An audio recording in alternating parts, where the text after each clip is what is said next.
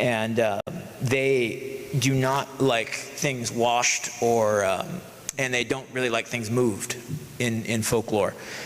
So it's actually pretty cool. It was surprising to bring it for me. And this little addition there, or subtraction, was done through pure serendipity, by the way. That just happened because of a dropped candle. And what it does is it makes a beam of sunlight go into the offering. And it's the most peculiar thing. I've never seen about that, read about it, but it always does that. So it's my favorite bowl. And then this is a drinking horn, which is probably the raddest way to drink anything, is out of a cattle horn. Yeah, go ahead. I see. Yeah. So that's hollowed out cattle horn, and this is how the ancestors, you can, it's just like a seashell. Like in here, Iceland. Yes, precisely. This was the special way that the ancestors would do a specific ritual where they would invoke the presence of the gods and their forebears to help them improvise poetry. So it was kind of a poetry slam of, the pagan world. And it was done with mead. I don't know if anybody's had mead before, but it's a very sweet, very intoxicating alcohol compared to beer. And mead is kind of the number one favorite drink of any Northern European being, because it's the king's drink. So that I've always thought drinking horns are really impressive looking. So it's my favorite part. Since you're going, yeah. Can you talk Sure. Yeah. So the elves in Northern Europe are regarded later on as they're under the lordship of a deity named Freyr or Freuer. His name means Lord. So some of us think it's more of a position than a guy. And Freuer he was the patron of Sweden. That's a big important one. I'm part Swedish. And Freuer has a specific myth that relates to sacrifice very well, especially modern sacrifice. One of the other meanings of sacrifice is, what will you trade?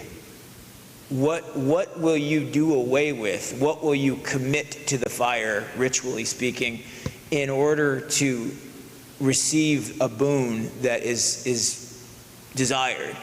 And one of the things that's advised against in our religion is too much offering. Too much offering and too much asking. It's regarded as impolite and chaotic, because an abundance of desire kind of indicates that you don't know what you're doing with anything. I'd say that's objectively true. So, meaning a wise man should not want for much. And Freuer was one of the gods who was united under Odin, the lead god. And Freuer came to heaven as a youth, a boy. And when he was a teenager, roughly, he sat on a throne that Odin has. And from that throne, you can view anything and everything. So it's a enchanting thing and an unwise thing to sit in, as he found. And when he sat on the throne, he saw a giant woman. And the giant women are not always grotesque or trollish. Frequently, they're the best looking in all the worlds. And he saw a woman named Gerd, of giant lineage, who is the most beautiful woman he'd ever seen. And he sent his servant to go woo her. And there's this long drama where his servant has to woo her appropriately initially, and she refuses. Then he tries to bribe her. That was the custom. Just, hand over a bride price that's really good, and you can get a bride. She resists, and then he places a curse upon her, the nastiest one in the repertoire. And after the combination of the curse, the money, and then her eventual genuine desire for her Lord, she acquiesces and they married. what the cost is to Freyr is that he was in possession of a brilliant sword that would fly around and cut his enemies without him having to lift it. And he had to give that sword to his servant so the servant could actually execute his mission. And anybody who's a Christian here knows that allegory is a very, very, very, open-ended and frustrating thing, but it's clear to me that that's a riddle. And our people were notorious for loving riddles.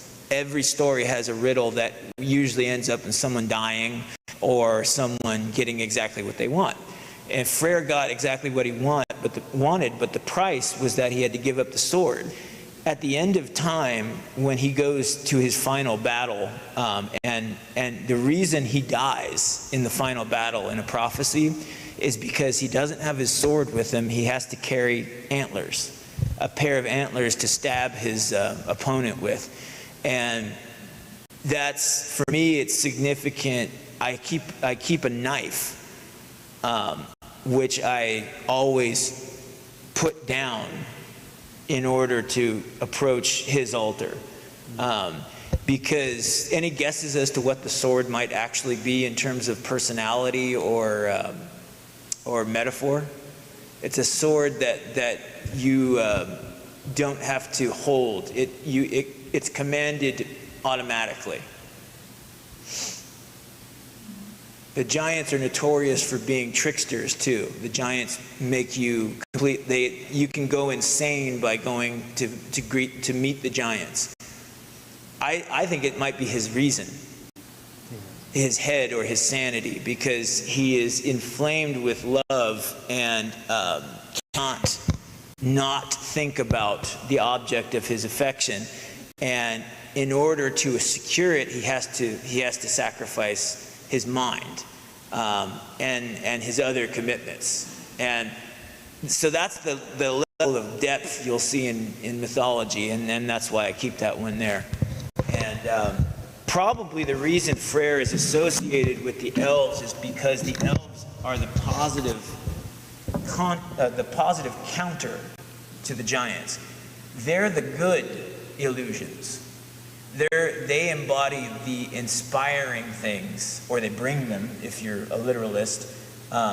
They bring you those fantasies that inspire you as to what could be in a good sense. The giants are the anxiety nightmares, because the giants show you what reality is more likely to give you. And there's a profound thing going there. You see the giants more often. The elves hide. Yes, I do. Yes, exactly. I'm thinking of sacrifice in terms of the Hebrew Bible, and you have time and time again God asking the Hebrews to sacrifice an animal, right?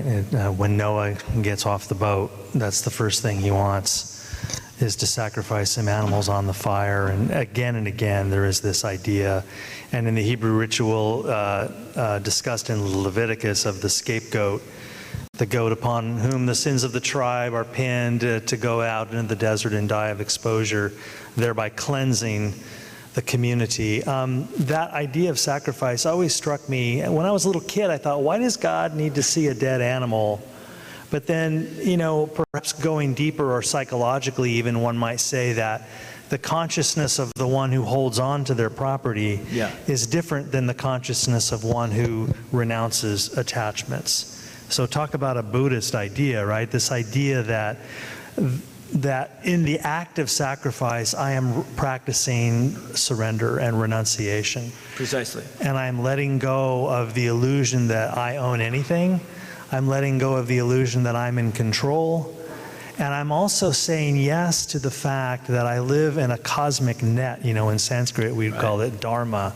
This idea that I don't make the water that I drink. I don't make the air that I breathe. I don't regulate the temperature on this thin atmosphere of this planet.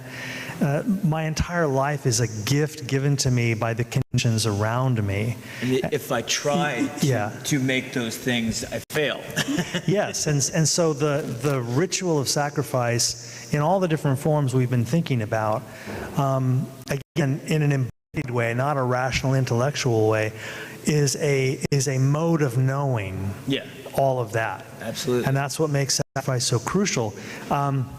Getting toward Christmas, I read Charles Dickens' A Christmas Carol every year ritualistically, and there's Scrooge, the paradigm of the one who cannot let go of anything. He holds on. He holds on because he can't envision a situation where letting go of his value will have it return.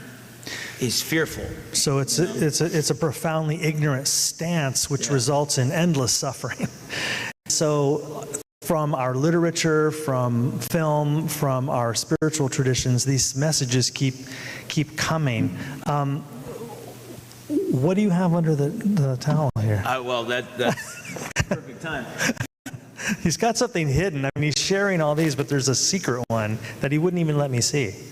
I'm a little scared right now. This elf is the shortest, but he's their lord, which is appropriate for a people that invert things.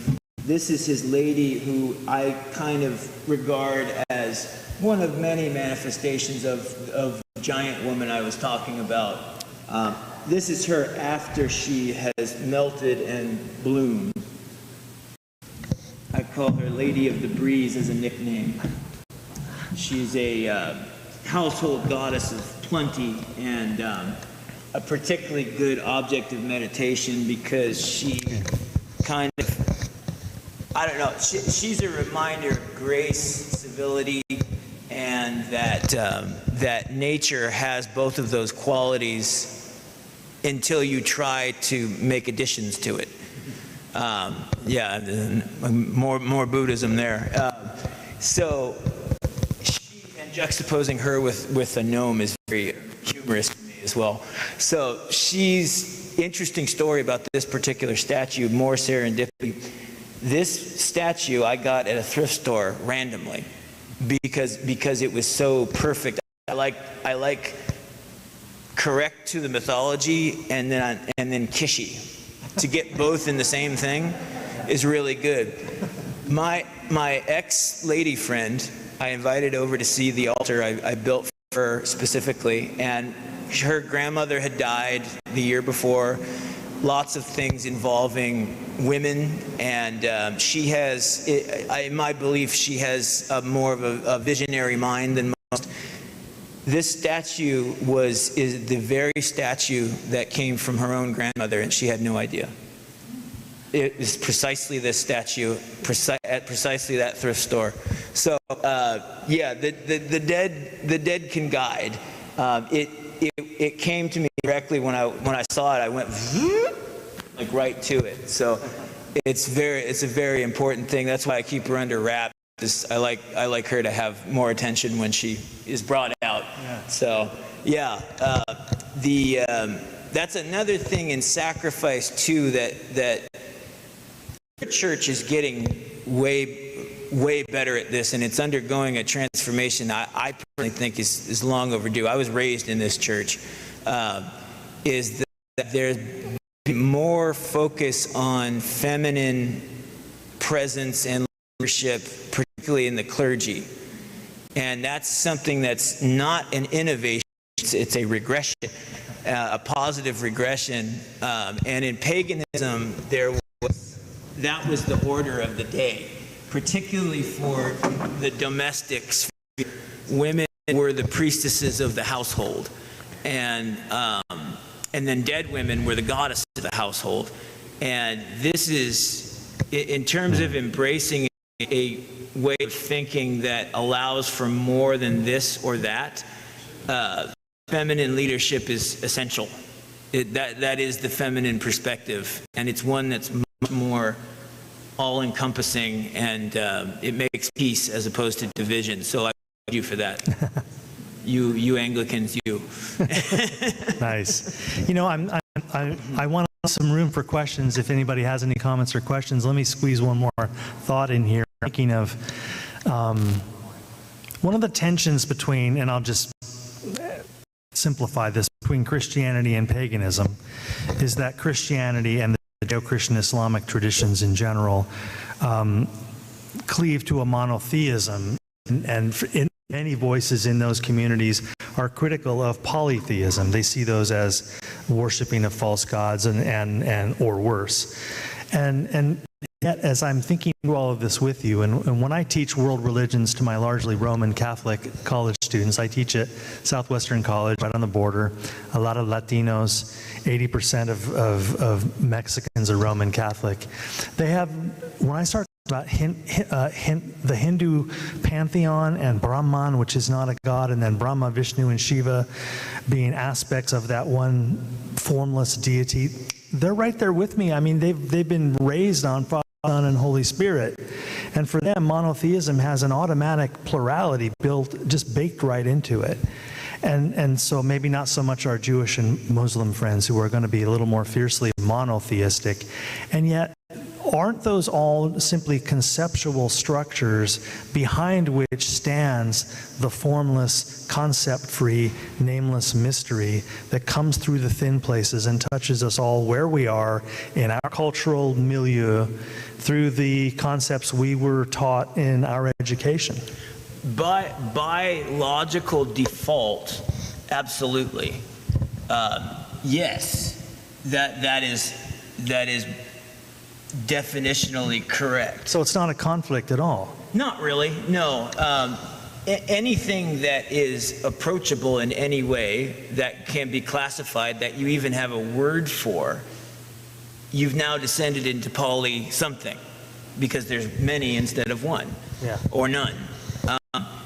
The conflicts, I believe to be vastly overstated, and I think have had a somewhat awkward but beautiful touching up in the saint tradition of the Catholics and Anglicans, because the saints are very much an alternative to pure aggressive monotheism and pantheon. You have a sort of cast of heroes, of semi-divine, more like vessels of the divine rather than divine themselves. They're alone the divine, the saints. They direct it sometimes. And in paganism, the reason I'm a polytheist is that the concept that the God I read it, I hear in doctrine is a philosopher's concept, and that to me is not a God, because a God is inherently united by a personality. He's not merely a concept. Otherwise, I just use the name, the concept. The poets in classical tradition even went so far as to capitalize things like love, for instance, and make it a deity, an all-purpose deity. But to me, that was always like, why not say Aphrodite? Love is a nameless quality of the way energy moves, pretty much, and what it does to human beings. When I say Aphrodite, I now have a rich history. I have a specific name. I have a body of actual practices that can now tune me in to this channel, if you will, that is Aphrodite. If I just say God, I don't have that so much. And now the Jews and the Muslims have made not having that visual representation a calling card of their faith. It becomes a virtue. It's defining for them. For them, their theology is all about discard, discard, discard, and that's a very, very useful emotional practice, because it shows you the degree to which the spirit is not limited, because everything in the human mind is defined by its limitations. It's not free. It's not changeable. If you change it, it's no longer it. And that is a grand idea, but the imagery correctly read has all of those ideas embodied within it. In the myths, you already have these philosophical concepts that bore everybody to tears. So if they're the myth, they have now intuitively they've now experienced philosophy as opposed to reading it. Yeah. And that to me is more valuable. The philosophy is best apprehended by adults, definitely by adults later on, after they've lived the mythology. Yeah. In my opinion. Stacy, are there any questions or comments on? I know we have folks watching us on YouTube or anything going on there. Okay, good. So let's turn to the room here. Just any thoughts, any comments that you would like to share? I would like to put it on the microphone so folks can hear you from home. Sure. Yes. Let me go back here and run this. Hi. When you referred to consciousness, to me, consciousness is when you stop thinking only about yourself. And Could you repeat that? A child, for instance, walks out of the water and sees two people sitting on a blanket. Mm-hmm. That's child's parents. Mm-hmm. And the child sees for the first time that the parents are unhappy, lonely, or they're happy, or they're having a good time. But the child looks out from its eyes onto those parents and says, I understand. Right. To me, that is consciousness when you have empathy or understanding that other people feel. Right. They hurt when you pinch them. Right. They hurt when you laugh too loud. Right. When you start looking at the world, then a child is becoming conscious of other people's feelings. Right. And sometimes other people will attack you with their feelings, saying, you did this, you did that to me, you were unkind, why didn't you pay attention to me, why did you up my story, why did you do this, why did you do that? They're conversing to you what inside of them is hurting. And you have to take it all with a grain of salt and say, yes, I am human, I have done those things. Mm-hmm. Yes, I understand where you're coming from. Even if you feel that you didn't do it, you sometimes have to say, I understand. Right. Because everyone in the world, including the little fairies that we have created, mm-hmm.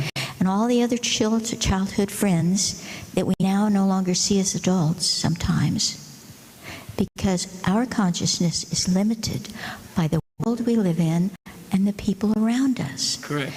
And people get scared if you're smart. So we have to always be a little bit stupid and do things that they don't approve of, or we don't have any friends. Correct. So thank you for this today. It was very educational, and I enjoyed this very much. Thank you. You're welcome.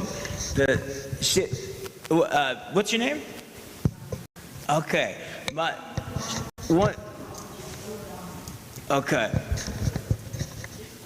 Okay. She brings up a great point. The Peter Pan stories with the "Do you believe in fairies?" for instance, belief is not as big of a constant question in paganism, and I believe historically that was because people did actually see these entities. Some did, but you bring up a brilliant point, which is that one of the functions of myth and storytelling is that it points out the inherent virtue of fantasy, which is to remind you at all times that something better is possible. And this is particularly very important for depression, addiction, and anxiety.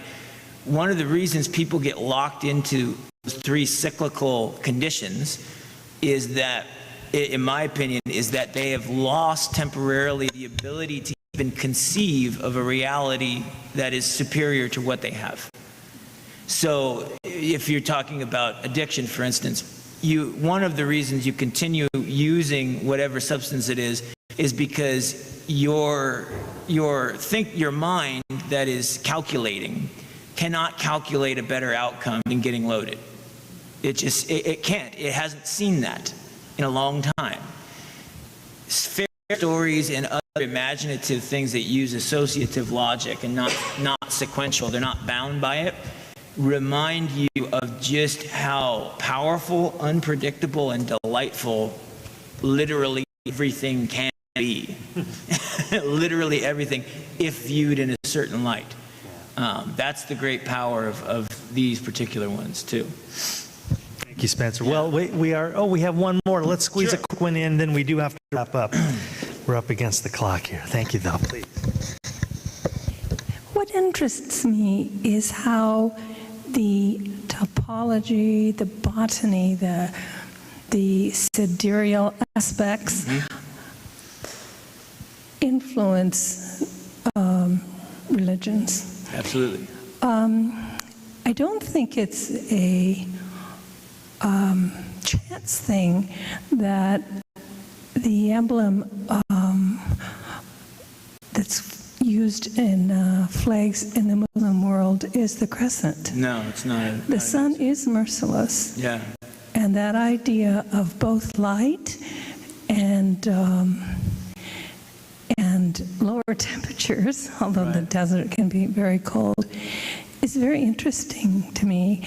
And also the incredibly rich imagery of the pre-Islamic poets come from a place where water,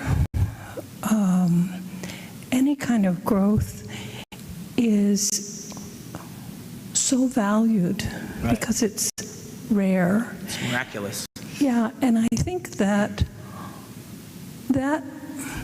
idea of sparseness may influence a belief. Yeah, you have the mirror reflection in the north. You have instead of desert, you have tundra.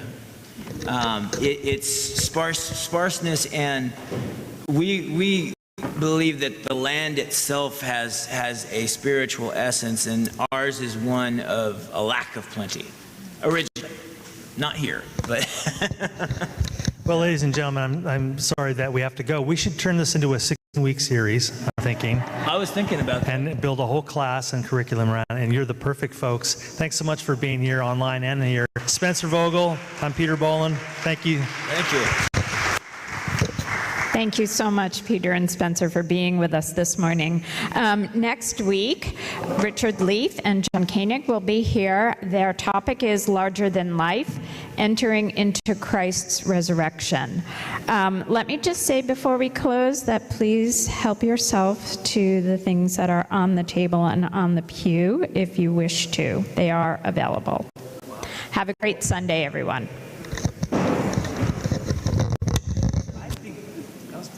It was. I've actually already done the thing where we developed